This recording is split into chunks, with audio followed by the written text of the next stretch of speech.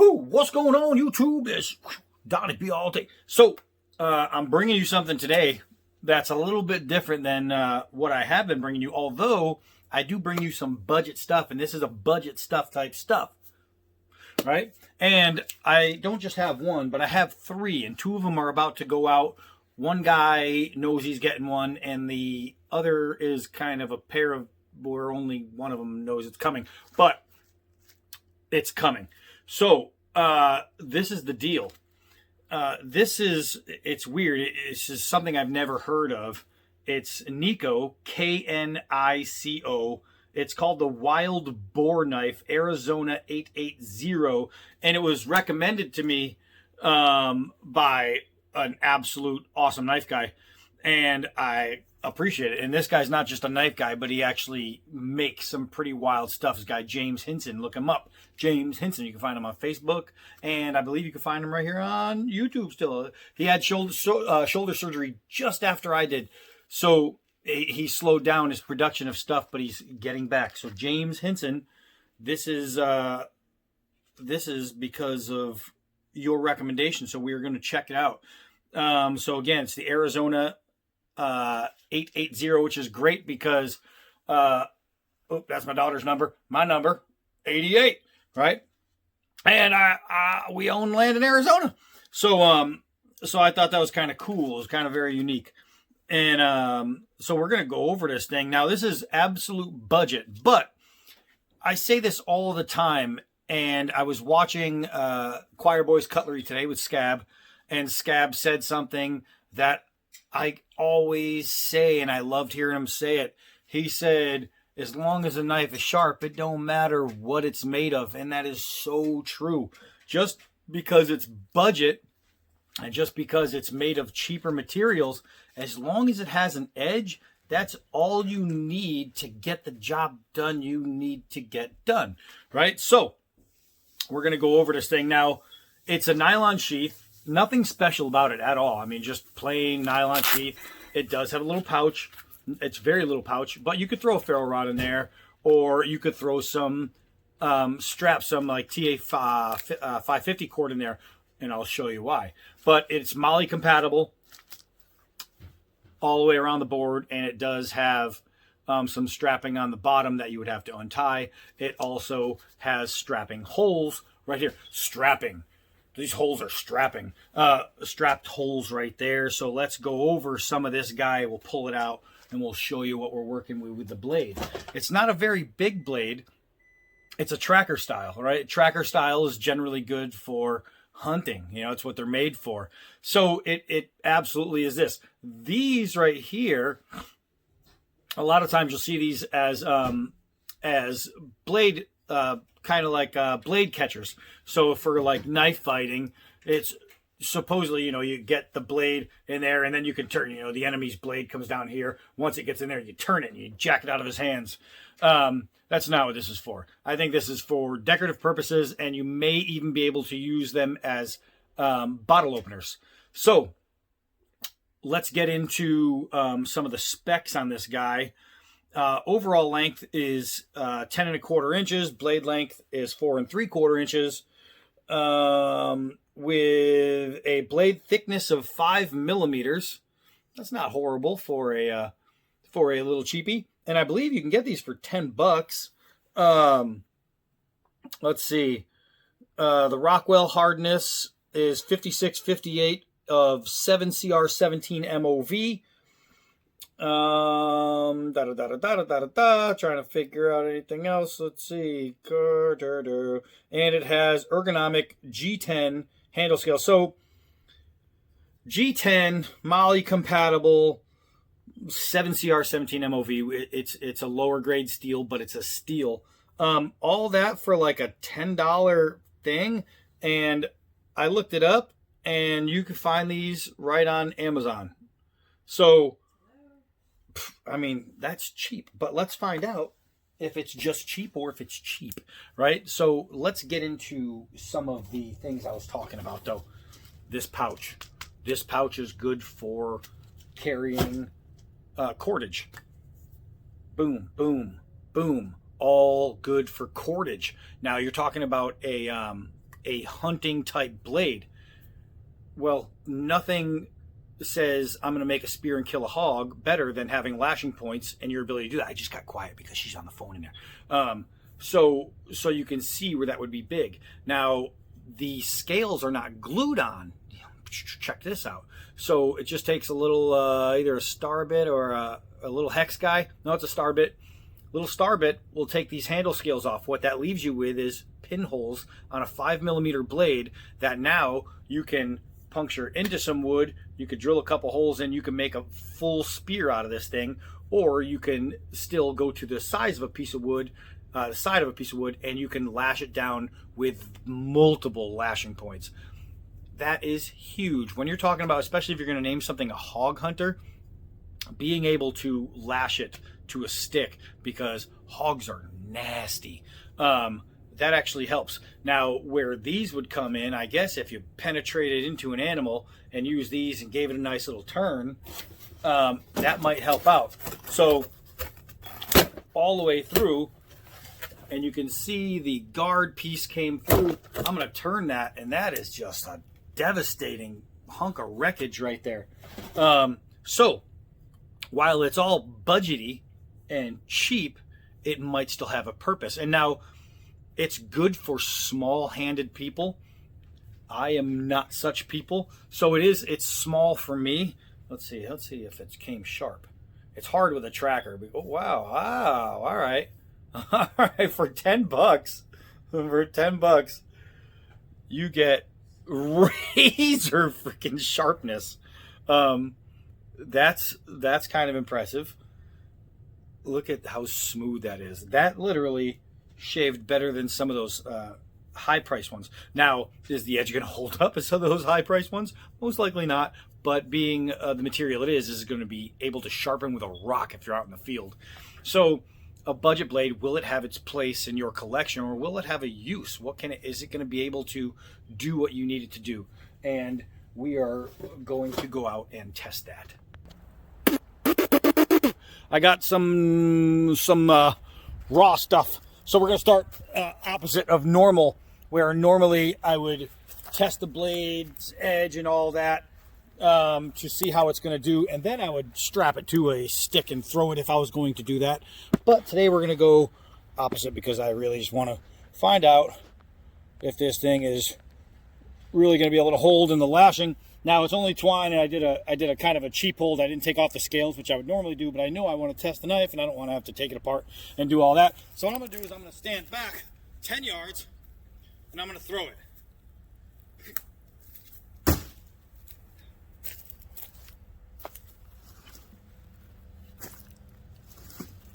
And little do you know, right here, that's the hole it made.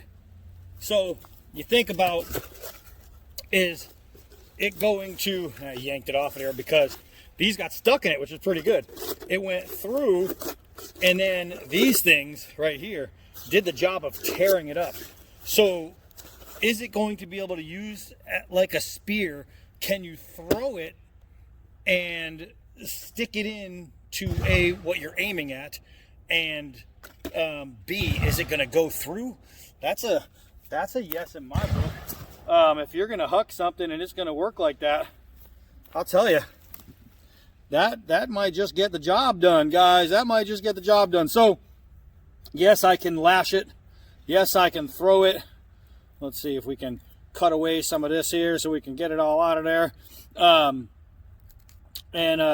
So I have to say, for $10, you get a blade that comes really sharp. I mean, really, really sharp.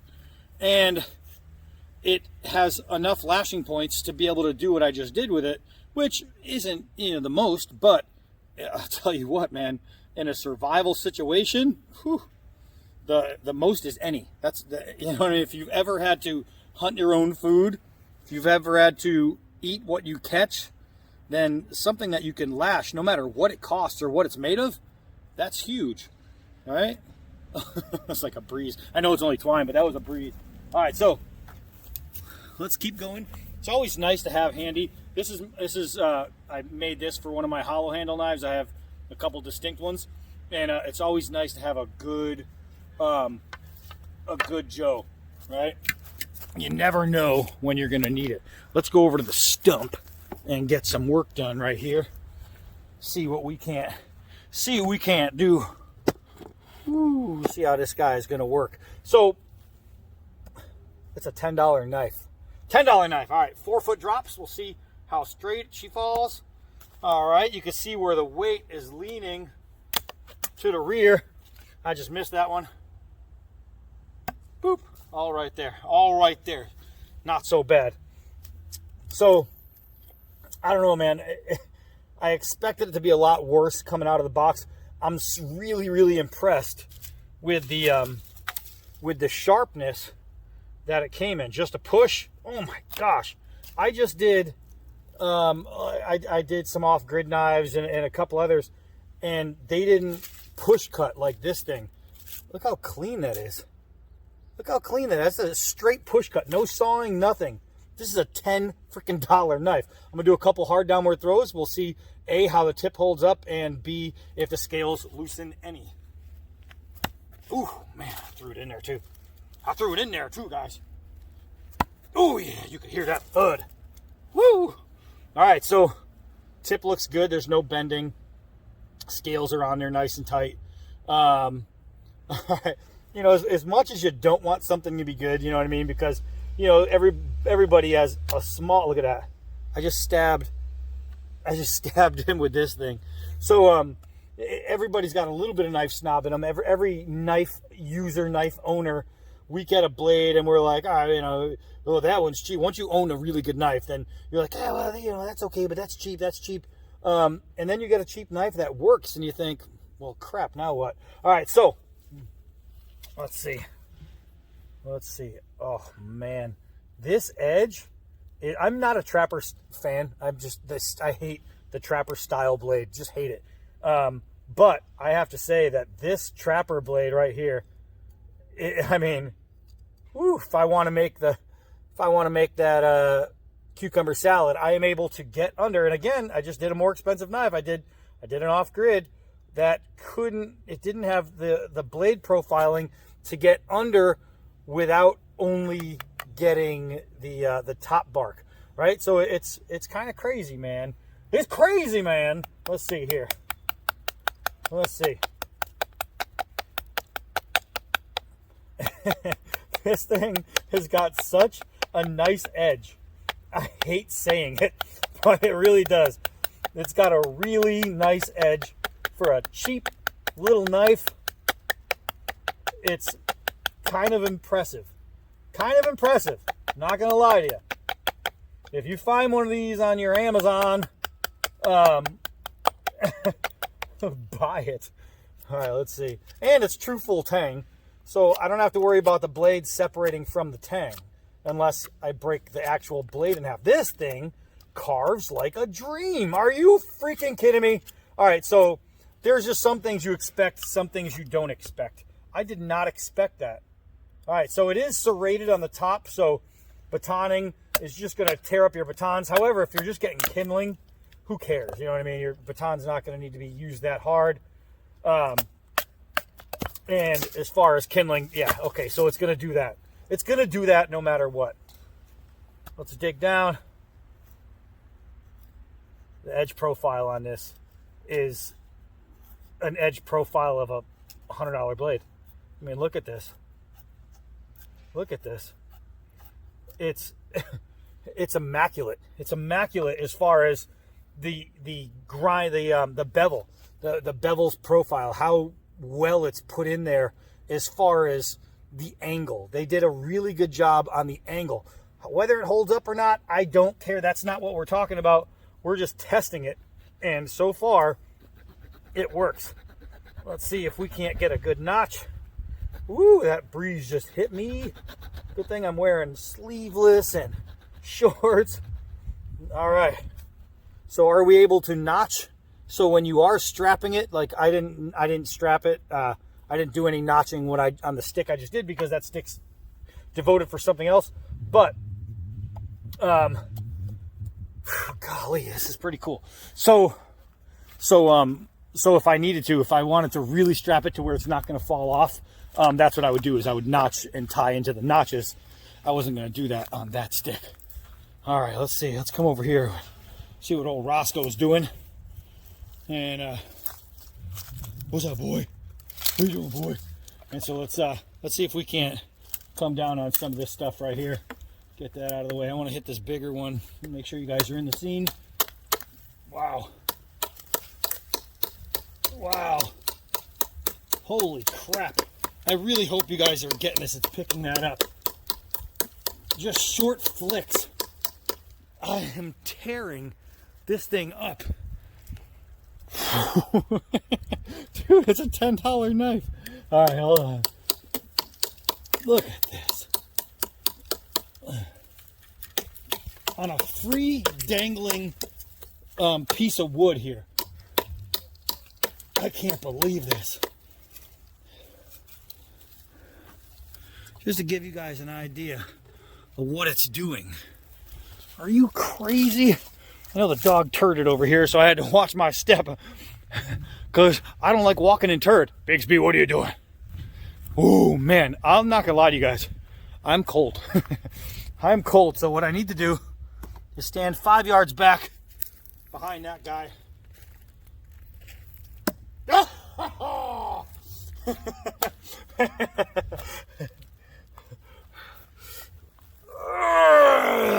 $10 knife. Oh, into the frozen ground. All right, so I have to say, this guy right here, if you see this on Amazon for 10 bucks, if you see this on Amazon for 10 bucks, it is definitely worth $10. If you see this on Amazon for $50, buy a different knife. This one is definitely worth 10 bucks. I can get far more use out of this than the $10 price tag suggests. A couple guys are getting this, and I'll tell you what, you're gonna hate love it. You're gonna go, oh man, D-Van sent me this $10 knife, and then you're gonna use it and you're gonna go, oh, all right, well, what do I have to say really bad about it? I don't know either, but that's how it is. That's crazy, man. That's crazy. $10 knife. I've had some where I tested and they just snapped in half. This one didn't. Sure is ugly and cool looking at the same time. You know what I mean? It's like, looks like some 1980s movie knife, right? But I'll tell you, it got the job done right there. And I mean, let's see. I still have some hair left. And it is still shaving the hairs off of my arm. Look at this. Look at this. It batoned, it chopped, it feather sticked, and it still shaves. So, all right, guys, we talk about, oh, that's cheap steel. Oh, that's lower steel. Well, I'll tell you what, if it works, then, say what you want, but it works. It did every single thing I needed to do, and then it did a little extra. It still shaved. All right, I'm freezing. I'm getting out of here. I'm calling it. 10 bucks? Yeah, I'd say so. I am Donnie P all day. Until next knife.